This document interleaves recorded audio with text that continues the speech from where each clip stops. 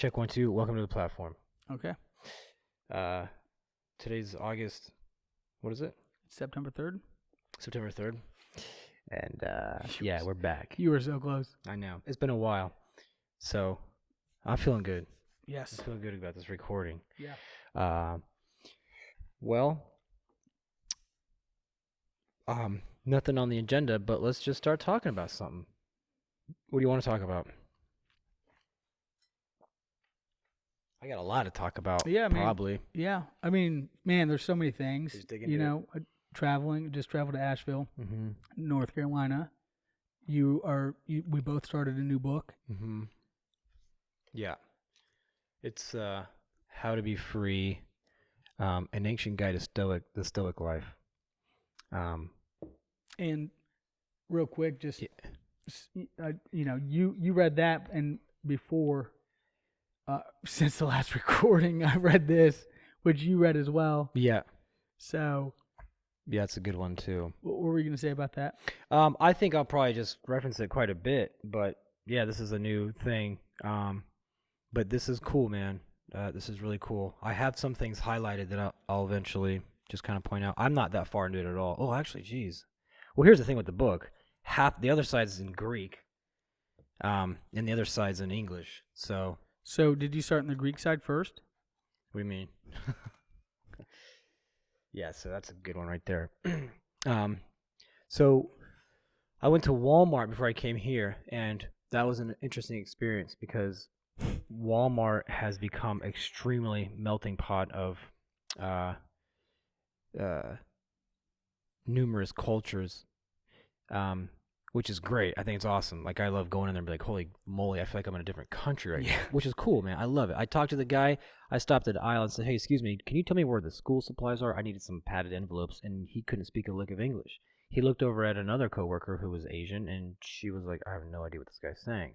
And they're, you know how people just kind of, who can't communicate, they just say something and just to get out of it. And I was like, that's cool. I'll figure it out. I was like, that's pretty cool, man. Now, some people might look at that and say, geez, if you're going to be in this country, speak the language. But Yeah. I'm definitely all about things mixing up and things changing as they're supposed to and as it's needed, So, gosh, it was so interesting, man. Muslims and who was all there? Well, I mean, you got people from Asia, Africa, bunch of Americans, of course. Middle East. But yeah, it was cool, man. So I just felt very weird because everybody was like extremely. It seems like everybody was extremely like not hyperactive, but it was like very fast paced, kind of chaotic. Like I was at a European bazaar where it was like a marketplace. Everybody runs in and there's all kinds of chaos, and it's because nobody wants to get shot. nobody else gets shot or robbed, get their head lopped off. It's interesting though. I don't know about you, but I find it really hard not to be prejudiced or I wouldn't say racist necessarily, but what would you call it when there's a stereotype and you don't want to be victim to that, like Fear. No, but they're like just falling victim to stereotypes, just to see. Well, I understand. You don't want to be characterized with a stereotype, or you're afraid that a stereotype that you're aware of is going to affect you because it might be true. No, because it might not be true. Like, let's just say a people group are known for doing a certain like nasty thing, bad thing, or whatever. And just because the people group, as a whole has like maybe a bad reputation for doing something, doesn't mean that those individual people of that people group right, share the same qualities or beliefs, and so just to not operate out of that stereotype. Yeah, because when I go in a place like that and I see that mixture of cultures and ethnicities and whatnot, I I just I mean, I don't know what their story is. Where are they all? If everybody's coming to this place to seek opportunity, or they've fled their country because of some kind of oppression, which is very similar to, which is the primary reason why my father grabbed his family and jetted out of communist Poland, because of just the crap that was going on there. I mean, we're very privileged in the sense that we grew up and are still in a country where we're very, very free, um, with many things. And when you hear about countries that are like oppressive regimes, or um, a government that completely uh, limits your freedom, I just think if I was in that position, I would do whatever I could to get out, whatever I could. If somebody's trying to come tell me that I can't do something, um, that I know that it's my right to do, then I wouldn't. I don't think I would not put up a fight, at whatever cost. And I like what Jordan Peterson says, man. He's like, I haven't listened to him in a while, by the way, but he talks about that quite a bit. He says, you don't know what you do. We have this idea of what we would do or how we would behave, especially in a time where, like, communist Russia back in the let's just say early mid 19th 20th century, you would you would either a rebel, or, like, I think what he says the vast majority do, you would just submit to it, because it's like this ideology. It's a groupthink that you fall victim to, and it's kind of like that elephant in the chair uh, story. Well, not really story, but it's like the elephant when it's tied to a chair at a young age. Oh, It'll yeah, try yeah. to fight, or not a chair, but a Tree. tree. Yeah. It'll fight it, but then it'll grow up that you can eventually just tie it to a chair. That's like what we're sitting in, and it won't try to pull it because it's just already conditioned. So, but anyway, going back to that, I don't see any problem with it, but here's what I did think. I'm thinking, man, you guys are in for a treat, because I wonder if you're here to truly get away from an oppressive um, government, or whatever oppressive reason. But if you're here to chase the American dream, well then, man, I think that you're in for a fun little game there, because I think a lot of that is uh, a lot of that is Oppression. yeah. Well, there you go. Yeah. That's what it is. It is. And I think it's kind of the system uses very uh, evil tactics to get you to desire things such as the American dream, and especially in a time where it's like, man, I don't think that even exists anymore. And look, if you're trying to get out of a country where you can get a knock on your door and some official is going to shoot you in the head if you don't provide some paperwork to prove that you're a citizen, that you have a right to be there, or whatever that requires you to fear your life, then yeah, get out. Yeah. Get out. But I also believe that if that's not the case, then we'll make it as best as you can at home, because we do paint a great picture that, the American dream is something to chase after. But there's a lot of interesting tactics used to get people to fall victim to that kind of thinking. That whole thing where it's like, oh, the dream's out there, man. Like, here it is. Go after this because this is how it's supposed to be. And that's dangerous. But that's my take on Walmart. Yeah. Great prices, though. There's a lot to be said about that. So maybe that'll take us into the conversation in a certain direction, which is desire. Yeah. The American dream, things like that. And so it's when desire is implanted in your head, you start to chase things, and I think that's a very interesting thing to talk about. In fact, I think it's extremely important to talk about. So, what's your take on that? I mean, what you were saying resonates with me because of what I just read and what we're reading now. I mean, what Stephen Covey says about what you're talking about is that between a stimulation, is that what he says? Is it no, The stimulant? some like cause and effect between the blank and the response is that freedom. Well, yeah. What was the word? The Like the cause or yeah, the action. yeah, the effect or no, the yeah. I know what you're talking about. I can't. Think of the word either. It's like what happens to you versus your response to that happening. Yeah. That space of time that you have to react. Yep.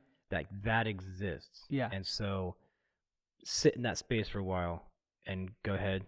Well, so what Stephen Covey was saying in his book is the difference between being proactive and reactive. And he was saying that when something happens to you, whenever there's an action that requires a response, when the action happens, before the response happens is a space. And in that space is where our freedom lies, because we get to choose how we're going to respond to what just happened. And the problem is that's true, and we don't consciously think about it, and so we're just victim to these tactics that you're talking about, to what we see, to propaganda, and to the media, and to this consumer world. I mean, we've grown up conditioned to this American dream. I mean, there are TVs in every restaurant that you go to, not just one, but like thousands. Oh my gosh, yeah. And you can't go anywhere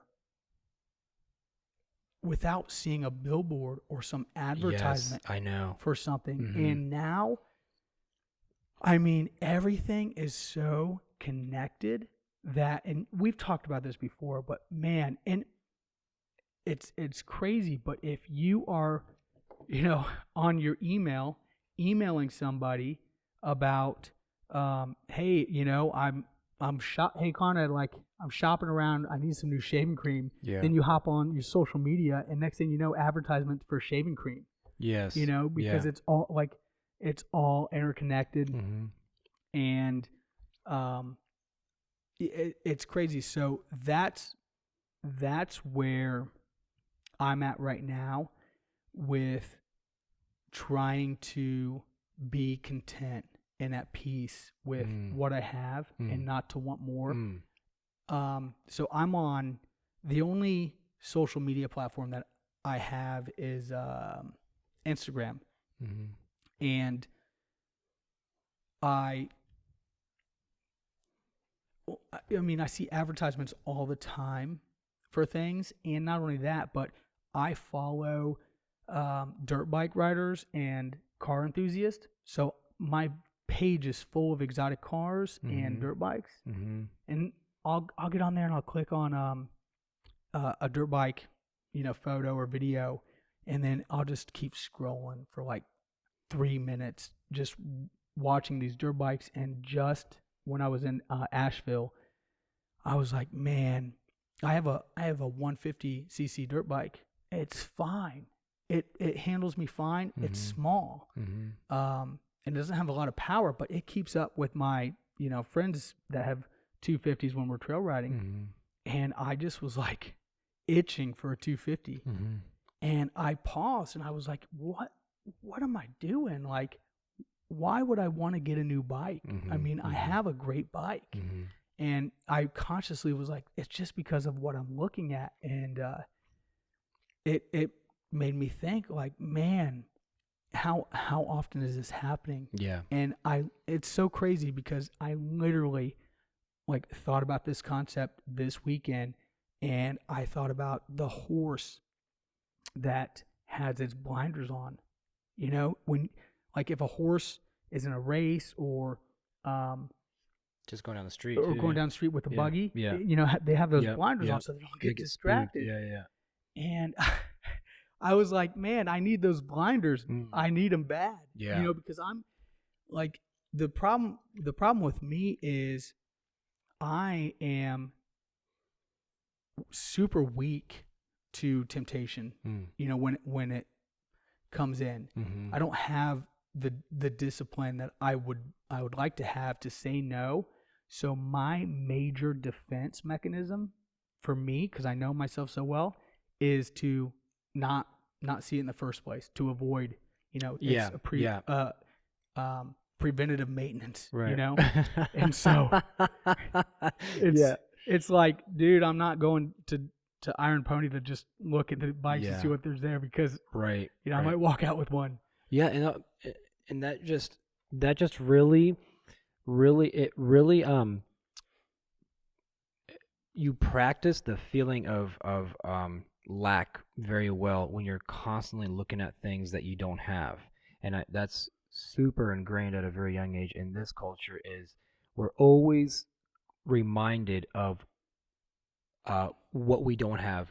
We're being told, here's what you need, and you Mhm. don't have it, so you get to act because you got to keep up with the Joneses. Mm-hmm. And just that mere tactic of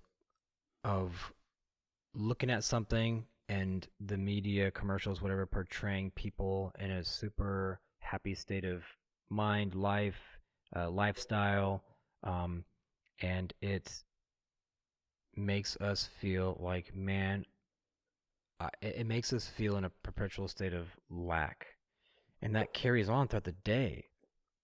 And you just get in your car and you drive and you go do things.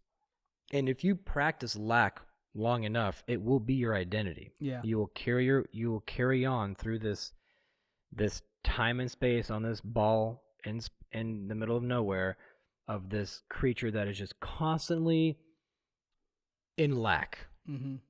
which is a lie. It's like the cat chasing its tail, Yeah. just running around in a circle, getting nowhere, Mm-hmm. just consuming, and not being fulfilled. Mm-hmm. And it's just it's crazy because we know it, we see it, we experience it. Everybody that's has any sense or wisdom will tell you the same thing. Mm-hmm. You know, any like even Dave Chappelle, as far as comedians go, like he's the top of the top. He's Mm-hmm. a great comedian, you know, very well known. And he was when I was in Nashville, we watched an episode of a stand up that he did, and he was even saying like, "Hey guys, you know, my life is not perfect. You know, like Yeah. my life's okay, it's good, but Sure. it's Sure. not perfect. Mm-hmm. You know." And it Mm-hmm. was cool to hear him say that, and it was kind of in context of that that person that hung himself that was traveling to taste food. Bourdain. Yeah, Anthony. Anthony Bourdain. Yeah. And it was just it was crazy. Just Well, that's what sucks so bad about the power that Hollywood has and any media outlet that can paint a picture and then have it last forever. And then, like, for example, let's just say you're an actor in Hollywood, an A-list actor who's extremely successful, and every time you're on the TV, you're smiling and you're super happy and you're talking about great stories, and we look at this and look, it's not like it's a surprise to the powers that be over there in that place. Anybody who's in the media industry, especially the ones who are controlling it, which it really is just a handful of people. Yeah. And if it's not, then I'll be very surprised. But I really think that a place like Hollywood it's just really a few super powerful Yeah. people that's been in control of the industry for over 100 years. And they get it. And if I remember correctly, the people who went to Hollywood in the first place wanted to create a haven for themselves. And since they were going through not so great of times, they wanted to paint a picture that they, for themselves, that kind of creating their own paradise in their own mind. And not only in their own mind, but trying to make it as real as possible by putting it on film and then projecting it and saying, look, this is real. But then over the course of time, either they knew it then or they started to learn it, and especially people who started coming into the industry, they knew the power that they had, which is to paint pictures in your head and in such a way that you believe it. Look, I don't go to movies so much anymore because of the fact that when I sit back and I allow a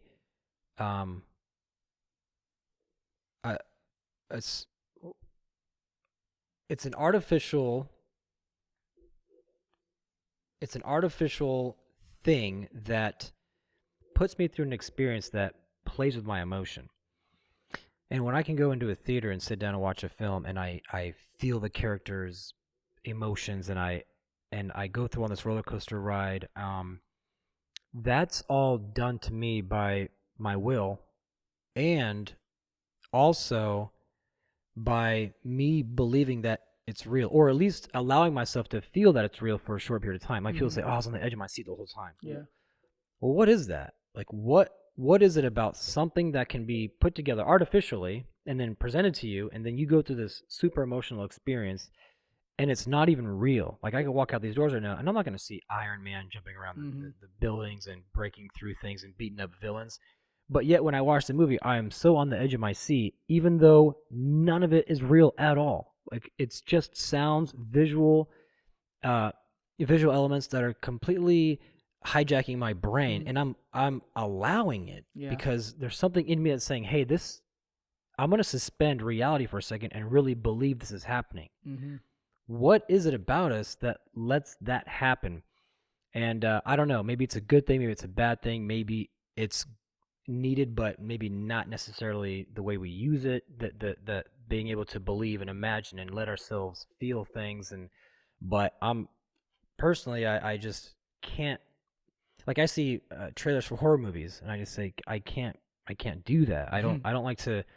I have a friend in Connecticut who says I never go to horror films because I'm not gonna pay to get scared. Like, there's enough scary things out there, and it's funny how it's like, well, I want to get scared, but I'm gonna do it in a controlled environment. That's just kind of psychotic almost.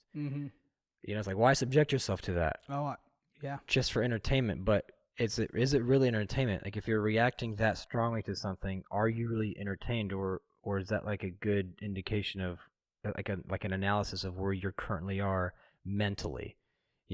That this has such an effect on me because I'm so open to making it real or allowing those emotions to be felt.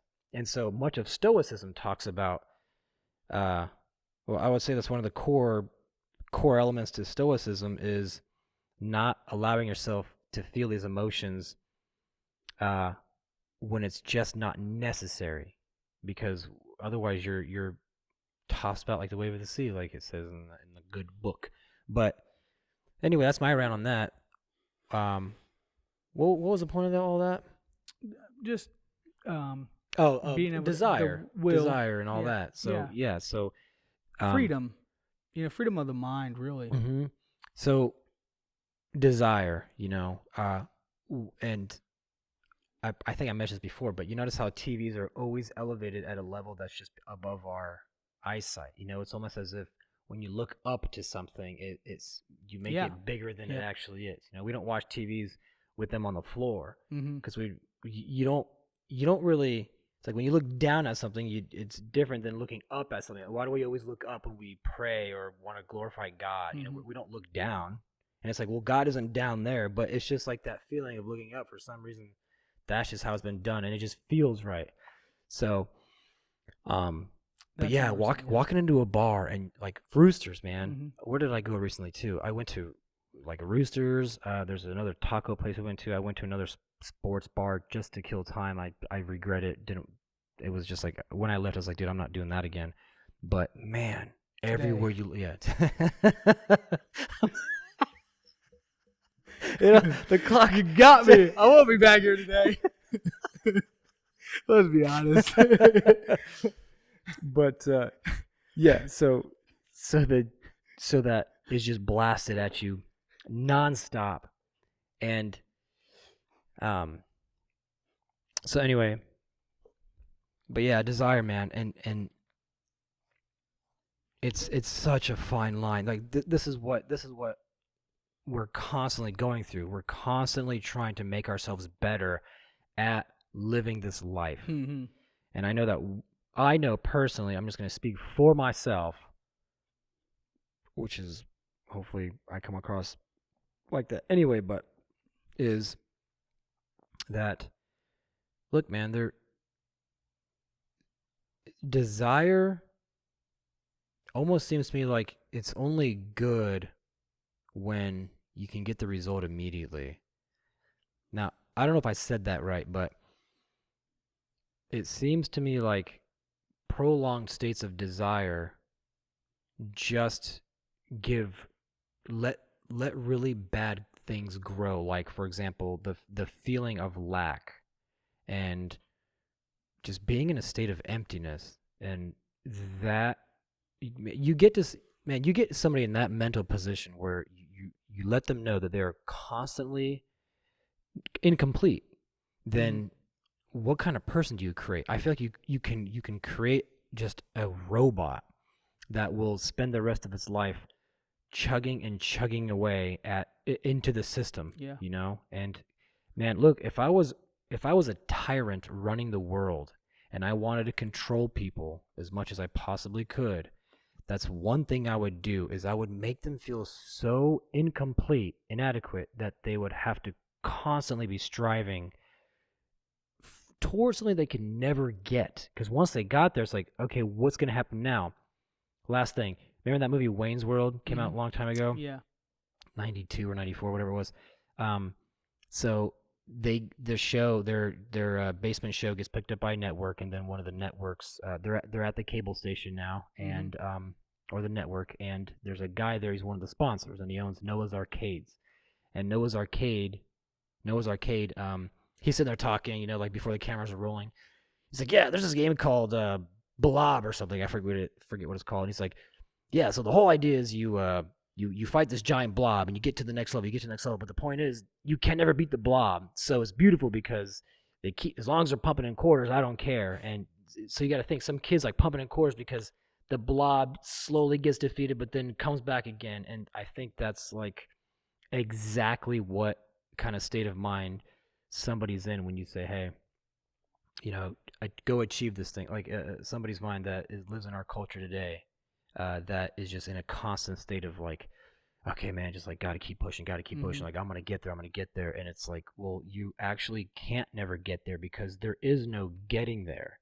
Because once you achieve something, you just go on to the next thing. Yep. That's what greed is. Once you get this amount of money, you got to go to the next Mm-hmm. level. And in terms of money, it's like, geez, how do you chase something that's infinite? I feel like I've said that before on here, but um, so man, if if the desire the the tool the what would you call it, the that feeling of desire when it's super strong in you, then man, that sucks. And we've been there, man. I think Well, everybody. not. I mean, I think you have to be, have some caution with, the painting a broad picture. Yeah, because it is sensitive. You're Yeah, right. There, yeah, desire is a good thing to a certain degree, and yeah. Well, name a good desire. Let's just. health, Yeah, there you go. Like I desire health. mm-hmm. Exactly. relationships. Yeah. You know, um, But desiring is different than it's like, and this is, I guess, what I mean by immediate gratification, or you should desire things that you can immediately have. It's like health is something that if you're sick, you desire, but when it comes, you kind of you just sustain it. So it's like do you desire health when you're a healthy person, or do you just say, hey, look, I'm going to sustain that which is good rather than like feeling that the thing that you want is outside of you? Because you desire health, right? Mm-hmm. But you're a healthy person. I mean, you're not sick. Sure. I mean, there's probably some things that you want to, hey, look, everybody wants to lose a bit of weight Mm-hmm. or get a little bit physically stronger, but does it keep you up at night? Is it like destroying your life? No. Does it make you feel lack? Um, it it definitely could. I mean, it could definitely make you feel a lot of negative things if, Mm-hmm. excuse me, if you're not where you want to be Mm-hmm. in terms of that health. How Excuse much me. time do you spend in that state of mind? Like, Oh, not very often. When I'm in the mirror and I put on a shirt that's too tight, and I'm like, dang, that fit me. because it's different for somebody who's morbidly obese, and they're like, I need to get healthy, Mm-hmm. but to them, it's got to be something that's constantly on their mind because they're constantly morbidly obese. But if you start thinking about how the law of attraction works, you're never going to get out of that state because you're constantly practicing the mental state of feeling what it's like to be somebody who's morbidly obese. Yeah. That feeling of lack state. Mm-hmm. So Yeah. No, I agree with. I mean, it's a fine line because the books about Stoicism is going to be, a great book, interesting to read. I'm sure, like a lot of books, you take the good with the bad, and you sort it out. And um, but for me, that's a really foreign concept because I'm so emotionally and feeling driven, feelings driven. Um, that I mean I have been practicing it consciously. Like I just signed a lease on a house, and it's gonna be great. It's gonna Where be New Albany off Central College. was it the one we looked at? Mm-hmm. Oh, sweet, you got it. Yeah. Nice, man. I didn't know. Congrats. Yeah. Thanks. So which is just a God thing because I got it against all odds. But anyway, it's paramount. I mean, it's like um, it's huge. It's a huge step for me in so many ways. And I I could be very excited about it. I mean, I could be like over the moon excited about it. And I've been trying to practice just being cool. Just like, okay, Yeah. it's just another, step in a different direction. Yeah. But anyway, it's just such a foreign concept because I guess, I mean, can we help it? Can we help the excitement that comes in? I guess it's maybe we can't stop the excitement and the rush and adrenaline and all the emotions that come with it, but maybe it's just about stopping the expression of that passion and joy and excitement. Yeah, interesting. And not like where's the line of control that you have over being stoic? Because I mean, even like I think it's Stephen Covey or maybe it was the last book, The Subtle Art of Not Giving a F, talks about how little we can control, and just Well, in terms of emotion or in terms of the events that happen? well, in terms of the events that happen, Yeah. and then reactions.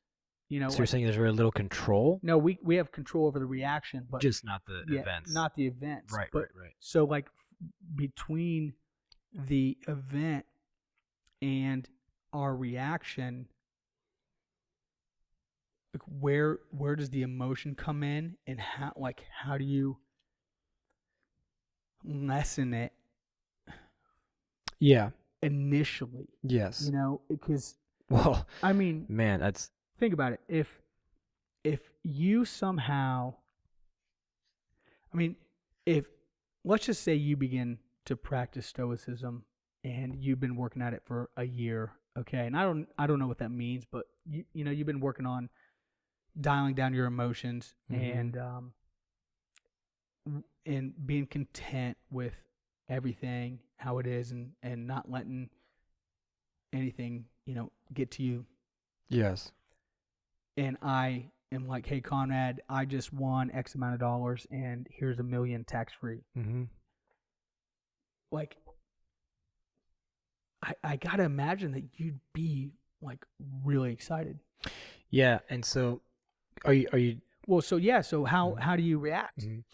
How does a Stoic person react to that news? right. And so that's such a fantastic question. And one of the things that popped right into my mind when you first expressed it was when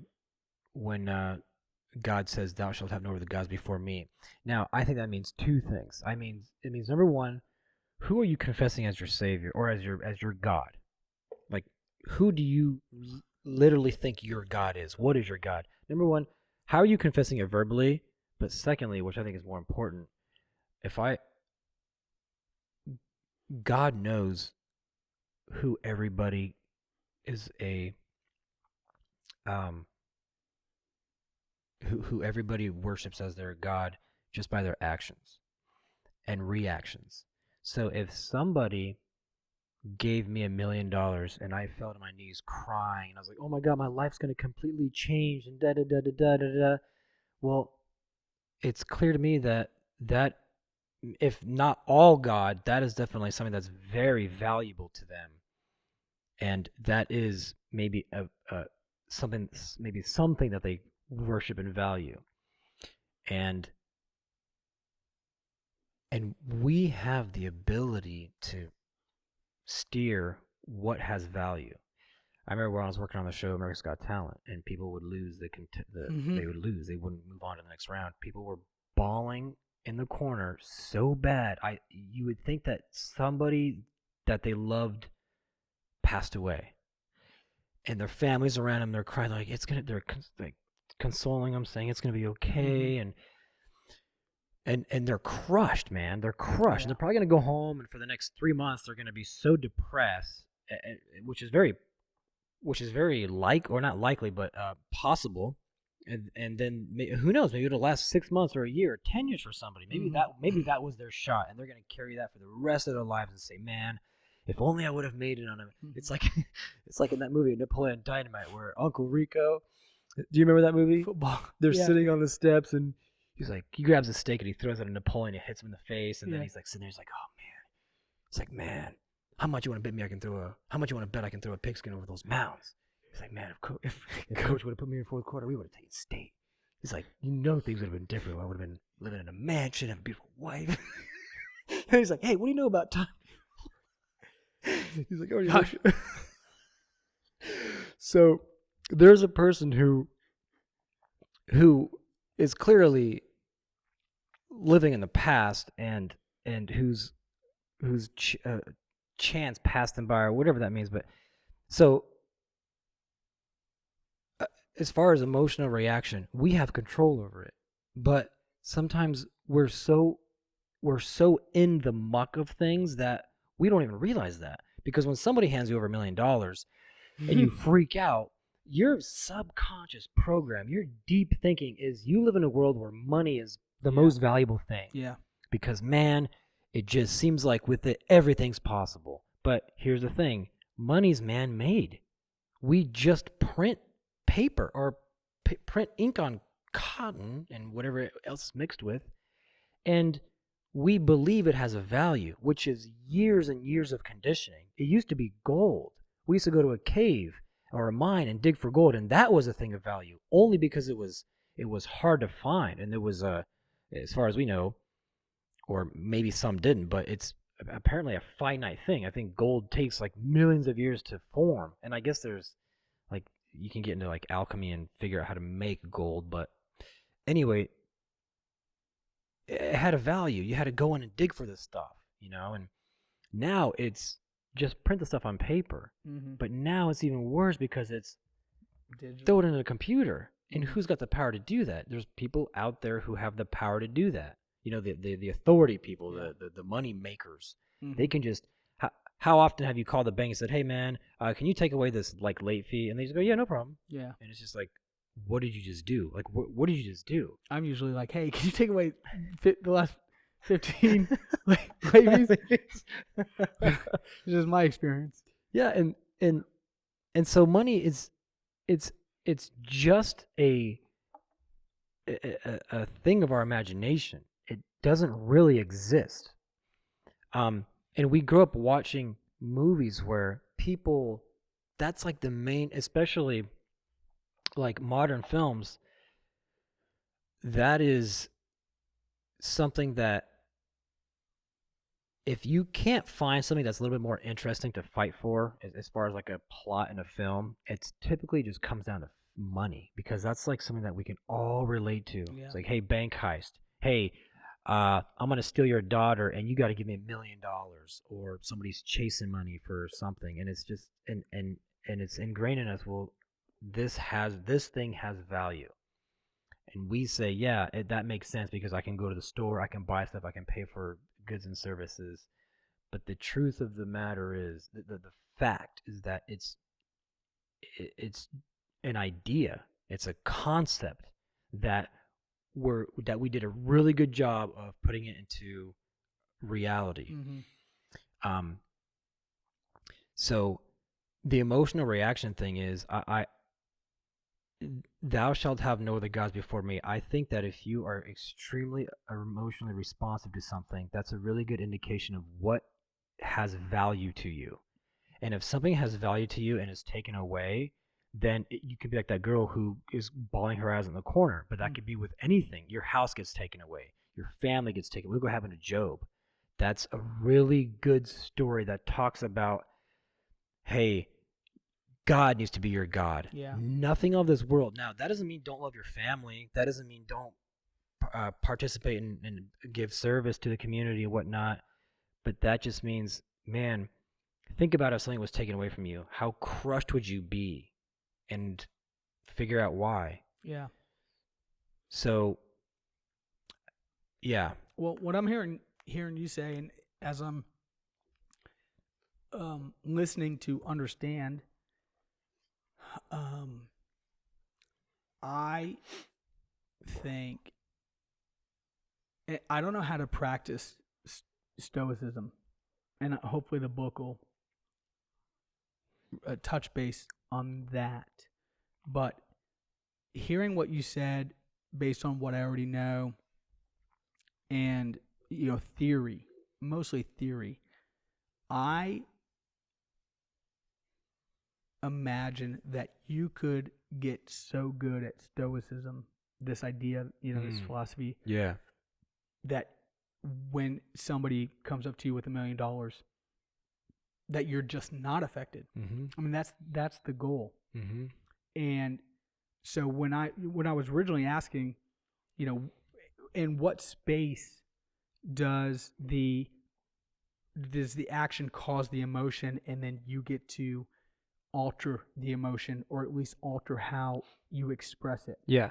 Because that's where I'm super skeptical, because I just have that's such a foreign concept that you could be presented with some huge thing that would normally stir your emotions, Mm-hmm. and have absolutely little to no emotional response. Yeah. And not, I mean, I don't want to be dogmatic about it. I hope I would never be so dogmatic about Stoicism that I would just be emotionally dead, Mm-hmm. like Mm-hmm. never show happiness and Sure. and Right. laughter Right. and excitement. Yeah. And but saying that without knowing, because maybe that's where you got to be. Maybe that's where you become, or that maybe that's where you got to get to be free, as the author says. And maybe once you are there, it is great, because that, looking at that from the outside, Mm. it's scary, because Yeah. I enjoy like the excitement and the thrill Sure. of things. Yeah. But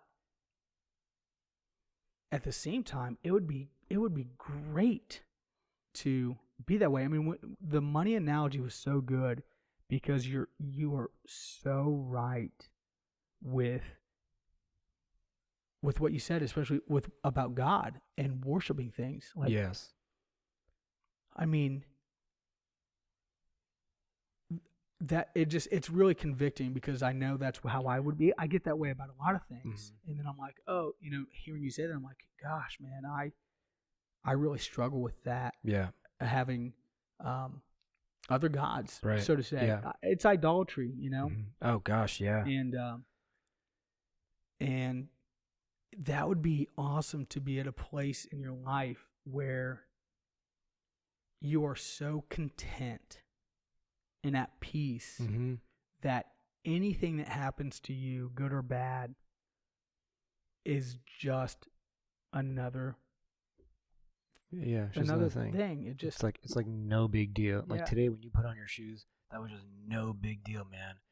And I think that's how it should be. And I think that's what Stoicism is. It's now and as far as I've read so far, they do talk about God.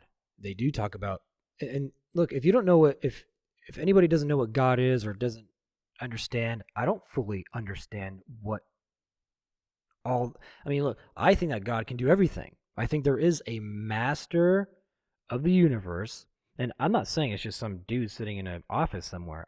I don't know what that looks like exactly. I mean, look, you can say, look, God made people.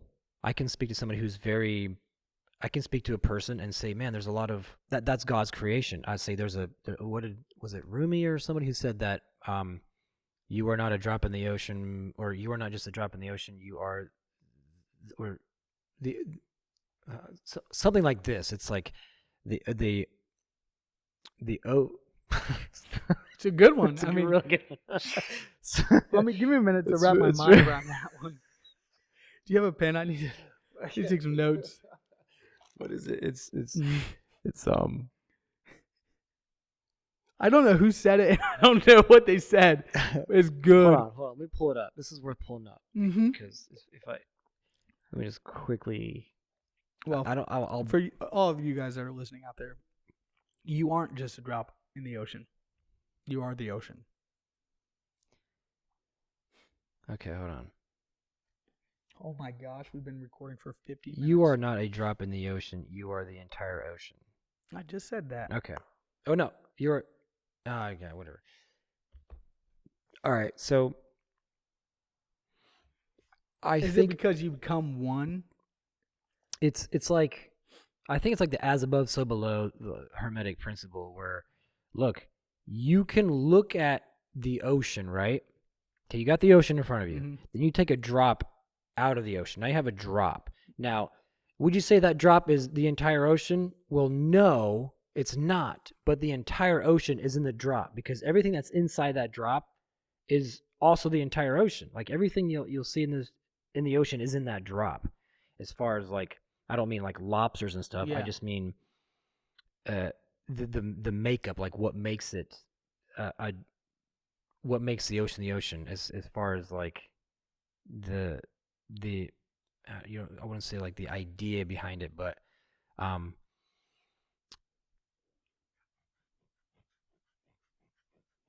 it's hard for me to articulate. Well, the way I understood it, just from you saying it without explaining it, is that it's the other way around. That once you put a drop into the ocean, you're no longer just that drop. You become the entire ocean, because you don't see, when you look at the ocean, you don't see one drop. So you aren't just one drop in the ocean. You are the entire ocean once you're in the ocean. Now, I hear what you're saying, but once you take the drop out of the ocean, and I could be understanding it wrong, I would say that's where the analogy stops. Now you are a drop. Yes, you are a drop, Yeah. but everything that the ocean is still inside the drop. It's kind of like there's a little piece of God in every one of us. Now, you and me, we're not God, Yeah. but we have a piece of God in us. Yeah. So in that sense, We are God. Because we just have that one drop of God. We are God, Yeah. but not God. Yeah, I get So, it. I get it. And it's like you wouldn't want that to happen, because if somebody can just go kill one man who's all God, well then, God, you can't kill God. Mm-hmm. So what was the whole point of that was this: if you don't know God, then that's kind of one way of starting to direct your focus, your spotlight in that direction. Because if you start to eliminate if you start to eliminate your emotional reaction to things that shouldn't deserve emotional reaction, then I think you start to weed things out, and you start to say, okay, well, what is the essence of God? Like, where do I start focusing this thing? And so it's really good place to be, because then you start to reduce the things that complicate life, and things that also build a great barrier between you and connection with God. Look, they say the best things in life are free. If a puppy walks up to you and starts wagging its tail, and you're gonna smile, you're gonna laugh, you're gonna pet the thing, and it's gonna be a really good time. But that costs nothing. Costs the owner of the dog. It wasn't like, yeah, let me take it home with you. But like, yeah. Cost somebody something. No, yeah. I'm just messing around. Yeah. But and so that wasn't. But you were walking down the street, God, and saying, "Man, I hope a dog walks up and embraces me, because that would just fulfill me." But it's like, hey, because this thing randomly happened, I reacted this way. It was a great time, and so it's over, But when somebody or something or your own mind says that something has value that doesn't, and you believe it, then you're in for a world of absolute hell, because you are placing forth other gods before the God. Yeah. So I can read a couple things out of this book real quick. If you have something to say, feel free to say it. No, I mean, feel free to say it. I think, just as I'm thinking through all this, I think it'd be really practical and hopefully beneficial to start controlling your emotions in expression. I think that's the only place that you can begin. How to start controlling your emotions in expression. In the expression. So right now, I really don't feel like I could. I know I'll just say it. I feel really strongly that I could not prevent an emotion from happening once an action happens. So you come up and give me $1 million.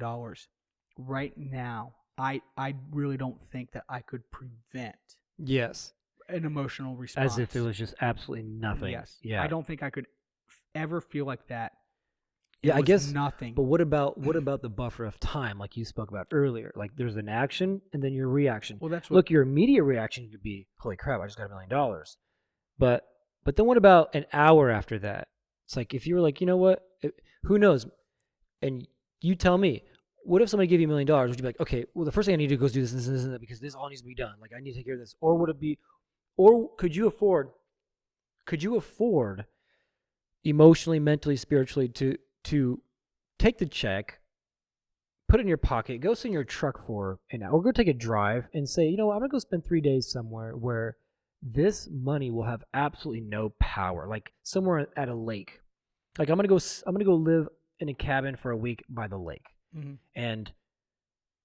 And start to really ponder, like, how did this $1 million affect me right now? Like, what is it? Is it, I didn't buy anything. I did nothing. I paid for the cabin with money I already had.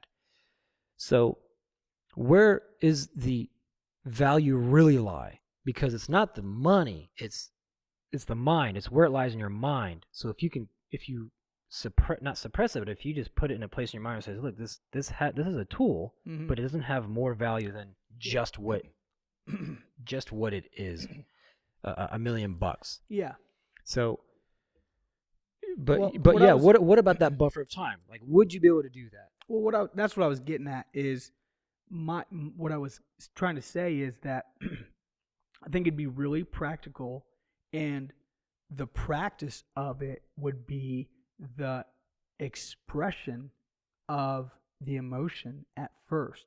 So if you came up tomorrow and gave me $1,000,000, I could very easily, I know I could do this consciously, not subconsciously, but consciously. I could take the check or actually you give me cash. I could take the cash and be like, thanks, bro. I appreciate that. Mm-hmm. And then walk away. Mm-hmm. I could do that. Mm-hmm. Inside, I'd be like, holy mother. Right. I'd be like, oh my gosh. I couldn't control that. Okay. Where I'm at right now. Which I would say is the more important. Exactly, but you can't. What I'm trying to say is that you can't stop that from happening. Like I could, at least not immediately. Exactly. But you can practice it over time. And I think what I'm saying is, I think the practice of it is the expression. Mm-hmm. So mm-hmm. even if I'm feeling it mm-hmm. and I'm not expressing it, yeah. if I do that over an extended amount of time, then couple that with knowledge, mm-hmm. then in, let's just say, a few years of doing that, yes, then you give me $1 million, right? And there is no emotion, right? It literally is, right? Hey, thanks. Yeah. So, and I think that's like, I think, well, actually, I know that what you just said is what the law of attraction really is. The law of attraction, which I think a lot of people, or I can't say a lot of people, but from the way it's presented, it makes me feel like that a lot of people are being misled, because it makes it seem like if you just visualize something and really believe it to happen, it's going to come and knocking at your front door. That's not true. I can sit here and you tell me if I'm wrong, I can sit here for 100 years and just every day just be like, someone's going to come knocking at the door with 800,000 pounds of gold, and they're going to give it to me. Like, it's going to happen if I just visualize it and I believe it and I feel the emotions of it actually happening. It's going to happen. I don't think it's going to happen. Could it happen? Sure, but probably not. What the law of attraction really saying is, look, practice in your mind all these things that if they were to happen, your emotional reaction would be, you would react in a way as if this was nothing new to you. So familiarity, we do things that are familiar to us because we're comfortable. There's no surprise. So that's why we like familiarity. Now, if I'm practicing in my head over and over again that of receiving of $1 million and controlling the emotional response to it, then I would be more inclined to push towards a goal such as getting $1 million, because once I receive it, I know that nothing would fundamentally change because I've already worked on all that. So that's the response part. It's really practicing your response, and it's making a God that you had up here come down here, so that when somebody says, "Hey man, there's a job I want you to do, and I need a quote," you go look at it and say, "It's gonna cost $1 million," and they're like, "What? $1 million? You kidding me?" Or, "Man, that was a little bit too high. I was only looking at 700," and you're like, "No, it's gonna cost $1 million," and you get the check, and you're like, "No big deal," but you had already been practicing the emotional response to getting $1 million. So what you did was you put it way down here, so it was just like nothing. It was just as important, or you would just have an emotional response to it as brushing your teeth in the morning. Yeah. So it's gonna come when it comes. If it comes, won't matter. And so you're not gonna be like flipping out. You're not gonna get all sweaty palmed and not know how to respond. But this is no big deal. Yeah. If it's the big deal to the person giving it, well, that's their problem. People who are all over the TVs and crying when they get a reward, or crying for something, or worshiping something, that's implemented by them, either by brainwashing or by very consciously doing it. That's their problem. That's their God. But their God's not my God. And I think that's a really powerful place to be in. Is, dude, whatever you value, I don't care. that's your mind, that's your God. You got your own little cosmos going on in your head. But that's not my God. And the day that you lose that power, then you're effed. Mm-hmm. Um, I'll read a couple things here if you want to wrap it up. Yeah. Well, real quick before you read that, I don't, as of right now, I don't fully agree with that. So the way you expressed it and the way that I understood it, and I could be understanding it wrong, but what I hear you saying is that the law of attraction is let's just say it's a strand of yarn, and that strand of yarn is not desiring and not being affected by something, but wanting it or desiring it to a certain degree, or at least welcoming it because it's attraction. Sure, right. And not having an effect. And that strand of yarn is the law of attraction. And if that's so, I right now, with my understanding of it, I would say the way I see it is that the law of attraction is a braid of strands that are independent of each other, and they help the whole unit, but they're independent of each other, because I think the law of attraction has one strand of that is calling it up, knowing that it's going to happen. And then I think for example, you wanting a house. Yeah. Like that was a desire. But knowing that I'm going to get one. Mm-hmm. And and so I just know that I'm going to get a house. I just know it's going to happen. Right. And I really did feel that way. Mm-hmm. I mean, I wasn't like so. I mean, initially when I got declined on certain properties that I wanted, initially I was like, dang, that sucked. But man, I'm telling you right now, I did a really good job of shortly after being like, you know what, this is just not the right one. Mm-hmm. I thought it was the right one, but I don't know something. Mm-hmm. And you could have dwelled on it. You could have fallen into depression saying, nothing's going to work out. Exactly. And I could have easily let that get to me. Mm-hmm. And so I think knowing that's going to happen, and then the contentment of, man, I don't care that it didn't happen this time or whatever, because it's not going to make or break me. It makes, so it's like this. It's like if you just have the law of attraction where you're sitting in your house every day and you're really doing it and you're really good at it, and you say, I'm going to get $1 million. Somebody's going to give me $1 million. I don't know how, but somebody's going to give me $1 million. And you're saying this, you're like, whatever, you're practicing it, you feel it, you believe it, you act out of it. That's one strand. Okay? And you pull on that strand and it'll break with so much pressure. You add the contentment and the freedom of the mind, and then you add, Goya, as Homeboy says, get off your ass. Cuban, yeah.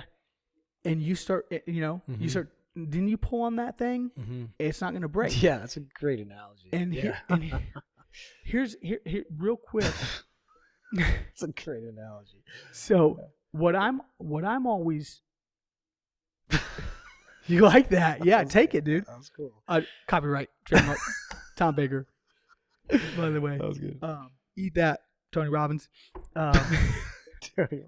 What was his name? Who said the Goya? Mark Cuban. Yeah. So so here's a question for you. You don't have to answer. What came first, the chicken or the egg? In this way, you desire something and you know it's going to happen, and you know it's going to happen. Yeah. And you believe it. Yeah. Then you get it. Yeah. Okay. Did you desire it first and then you got it? Or did some invisible, supernatural, unbeknown to you thing show you, alert you, tell you something that you were going to get $1 million? So then you desired it. So the thought, or, it was going to happen, regardless. And so then you Yeah. felt it. And That's a great. let me put it into perspective to give you a real practical example. Our church did this party for volunteers to celebrate them, okay, and to give back to us for giving our time. And so they gave us food and comedy and games and excitement, and just a night of fun. It's a really great time. We do it once a year, and they had a raffle, and so this is just as accurate and not exaggerated as could be. You go in this place, this building. This is the first time they did it, and there are a bunch of games. There's cornhole. There are card games. There are what Jenga. Mm-hmm. Tons of games, and you play with anybody you want, and the winner gets a certain amount of tickets. And so it's all the honor system, right? So I played cornhole. I win. I get 5 tickets. You get to enter those 5 tickets into, a drawing to win something. Mm-hmm. So I got there, and I just had no desire to play a bunch of games to get tickets. Mm-hmm. And everybody was like trying to not everybody, a lot of people were trying to rack up a bunch of tickets, more odds.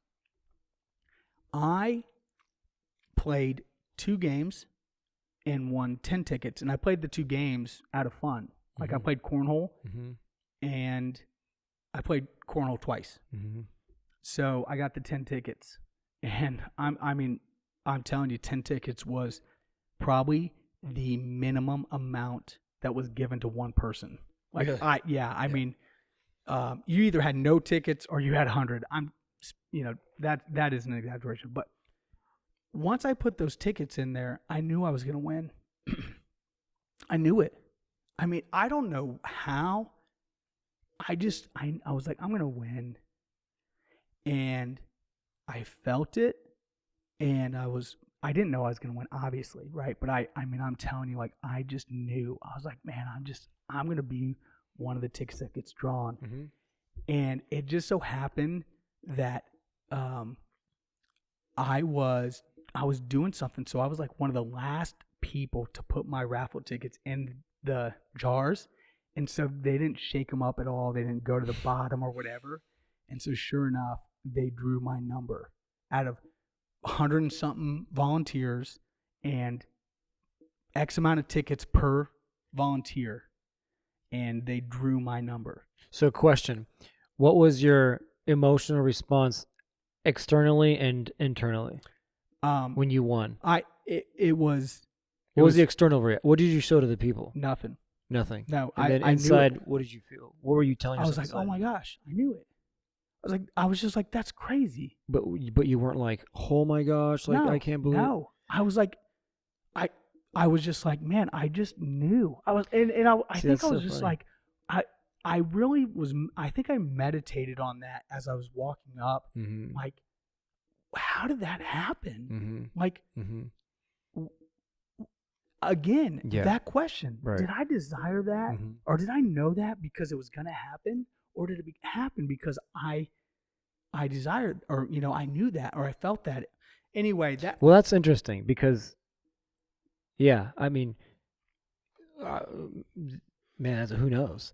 But the question would be then, it's like, well, okay, now why don't we go to a bunch of raffles and you go into any one and win them all? See, and It's like, that's well, it's like, that's what I'm saying is I couldn't fake that feeling. I can't right, manifest yeah, that right, feeling. right, right. That But for some feeling was reason, natural. yeah. I just knew it, and I've had So that happen. dude, that's like where you start to get into really interesting things, because that's like saying, hey, did God have any like intervention there? Yeah. I mean, well, God, this is his universe, but but you start to say things like that to the wrong people, because they'll say, okay, well, why does my 6-year-old have cancer then? Like, is that desired by God? I think it's just this bouncing against this.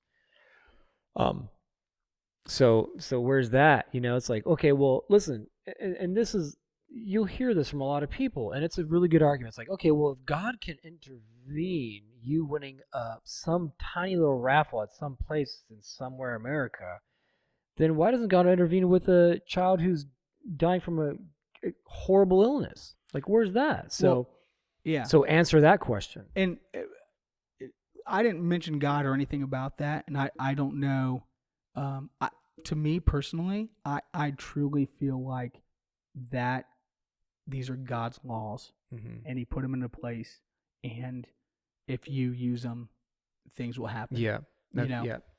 Yeah. But I mean, that's a very powerful subject, sensitive but very powerful subject. Let me just read a few things that I highlighted. I can't believe it. I'm actually halfway done, but this book is a super quick read. I only said this in one sitting in like 25 minutes because look, it's just tiny and it's only one-sided. But let me just try to skim through and find a couple things here and see if anything resonates. This is part of the introduction. Freedom is the mental orientation of persons who are impervious to frustration or disappointment because their wants and decisions depend on themselves and involve nothing that they cannot deliver to themselves. Okay, so that'll kind of put you in the state of mind of what this book's going to be about.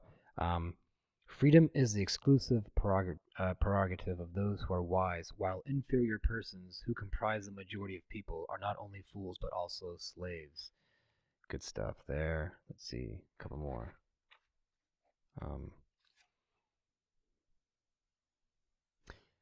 Everything we are called on to do and think about is germane to his principal question. Is this something that is up to me to decide and get started on, or should I accept it calmly and dispassionately as a situation that was brought about by things that are outside my control? It's just talking about. As you can see, I got clever with my highlighting. I was like, why do the whole thing when you just do two little lines? Okay, this internal part of nature is the part that God is a Stoicism. Oh yeah. Yeah, that's a good one. That was the paraphrase. That was the. Okay, look, this is a good one. This extreme parsimony serves him as the means to treat the mind as the one and only domain in which people can, if they so dispose themselves, be absolutely and unconditionally free, sovereign, and unimpeded.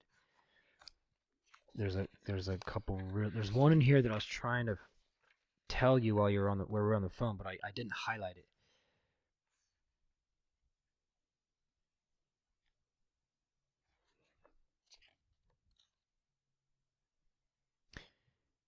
It is every creature's nature to shun things that look harmful or cause harm, and to look like the look of things that are beneficial or bring benefit. And that in that wherever people's interest lies, that's also the site of their reverence. I'm gonna try to find this one that was like.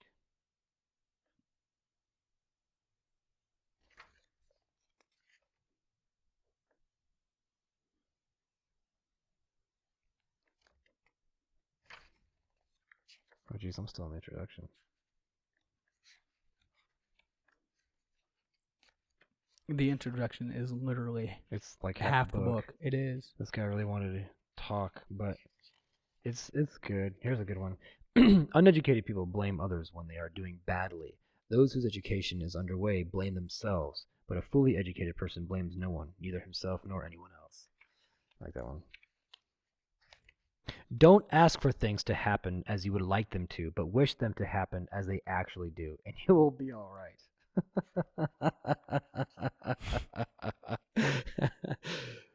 Here's a great one. It is better to, this kind of only applies when you're on a certain path, but it is better to starve to death in a calm and confident state of mind than to live anxiously amidst abundance. That's a very good law of attraction one.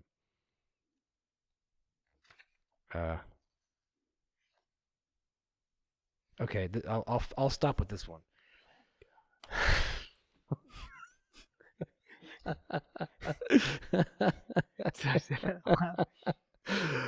Our master is anyone who has the power to implement or prevent the things that we want or don't want.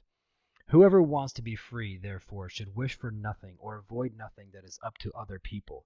Failing that, one is bound to be a slave. Yeah. I think that kind of wraps up a lot of what we talked about. I think that in the first quote, because I'm up to that point too. I finished. Oh, you did? Okay. Yeah, I finished the introduction. So, those are really powerful concepts, and wow, can they even be achieved? Can you really be free of anxiety pertaining to everything that you can't control? I'm telling you, man. And this will be my last thought. I really truly believe that we can, and for me, all that means is that as you eliminate the things of the world that have an effect on you or that can have an effect on you, you simply bring yourself closer to truth. You simply bring yourself closer to God. Mm-hmm. And I'm extremely interested as I continue living on this earth to understand God more. Yeah. And so I say, look, if whatever is keeping me from knowing more about the Creator, then so be it. If that means relinquishing or giving up the desire or giving up or controlling my response to stimulus in the world like money or fancy things or this or that or trying to live up to what I see the world projecting as the way it should be lived, then well, first off, that's just a look, you're not exposed to enough different cultures because you're living in this one little bubble, man. And so that's the thing. It's like you're living in this one little bubble in your mind. And if you've never left your hometown or your home state, it's like, dude, you're really isolated. Yeah. You're really isolated. Sure, it's very, very comfortable, Mm-hmm. very secure. But I heard it said, and I believe it, comfort and security comes at a very tall price. It does. And you may not know what the price is. Yeah. But anyway, so that's my final take on that. All right. Well, I mean, I'm excited to, between now and the next recording, to put, these ideas into practice. Yeah. And to see where we are. I mean, even today, I was anxious over, certain things. My truck broken down and scheduling. Yeah. And I made it a point to really focus on that. Yeah. And at one point when it came in, it was, I was just like, man, like I don't need to be anxious for these things. I can't control certain things, and I'm going to, focus on what I can control. And then I went into the practice of being grateful and thanking God for what I did have and to, put things in perspective. So yeah, as I always am very excited for the future. Yeah. I mean, at least in this season right now, man, I'm just so excited for what's next, like continuing to grow. And the last setback that I had was a pretty sucky one.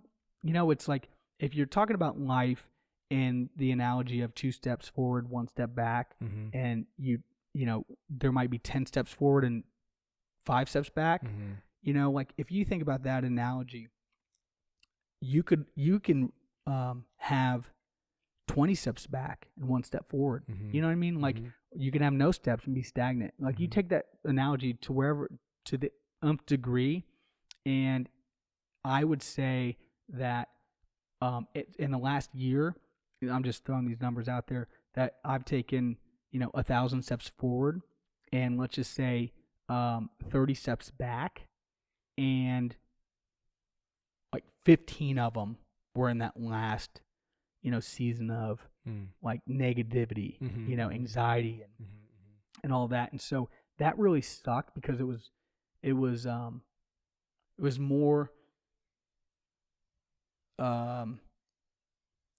it had more effect on me than I wish it had. But having said that, I'm so excited because I'm still moving forward. Yeah. And with every step forward, even knowing like, hey, there's going to be steps back coming up, but knowing that, I'm so excited. Yeah. And I think that's the best place you can be, is to be excited for the future, not necessarily like counter to what he's saying, but to be happy for it. Yeah. You know, to like. So I'll end with this. In the deepest parts of my depression, like I said, I've never been suicidal as far as, you know, I'll actually do it, but suicidal in the thought and the idea of driving and being like, man, God, I hope a semi just ends me, you know? like seriously. And so, we were in Asheville and yeah, man. God was like, I was driving here today. No, So- it's just funny, man, because well, it's funny looking at it in retrospect. But when you're living it, it's hell. Oh, it is absolute hell. Yeah. When you want somebody to hit you, you're not. Yeah, you're not living in heaven. But we can live. We can be in a place like that. Yep. That's what's scary, man. Is that we can get our lives in a place where we desire those type of things because we would be completely.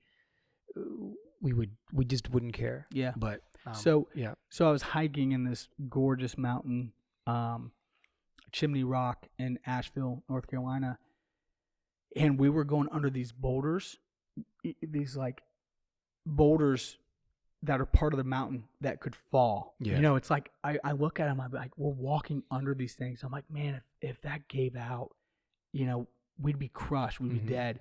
And I consciously, while I was walking, I was like, I don't want, you know, that to happen. I was like, it's funny because I'm like, there was a time in my life where I would have seen that and I was like, man, I hope this thing falls on me right now. You know what I mean? Like, just put yourself in those positions. Well, then, man, isn't that such a great? Sorry to interrupt you.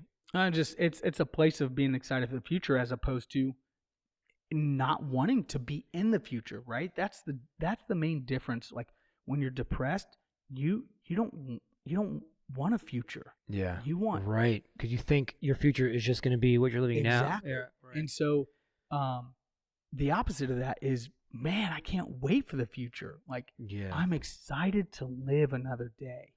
As I'm grateful that I can't wait to. I mean, seriously, like I am so excited to see where I'm at in 5 years. I mean, it's gonna be so different. It's gonna be so different, man. I mean, I was working today, and I was like, man, my testimony is gonna be crazy. Like, I could see myself. I don't know that I would want to be a motivational speaker. I just don't. That's just not something. If I did, it would be in a school for high schoolers. That's where I could see myself being a motivational speaker. But I was just thinking about like, oh my gosh, I can't believe like seeing myself in 5 years. I can't believe I'm here, and the stories that I have of things, you know, that have happened to me. Yeah. You know, repossession of my vehicle and, you know, losing my house, being forced to sell it because of income, and divorce and, you know, depression and all that stuff, like bankruptcy, like just so much crap, you know, and then really what it's about is getting to a place, not of success, not of wealth, not of status, but getting to a place of wholeness and being like, wow, you know, it's exciting to look forward to that. It's, you know what it is? It's hope. It's hope. I bet you there are just a ton of quotes about those without hope. Oh, yeah. That's a place of misery. Yeah. To have no hope. Oh gosh. Yeah. And with that. Well, that was good. Well, it'd be the next time we get back, we'll have finished this, and we'll talk about that, and we'll talk about whatever we need to talk about. Talk about 7 Habits of Highly Effective People, which I recommend you read right now. Okay. Cool. Later. See ya.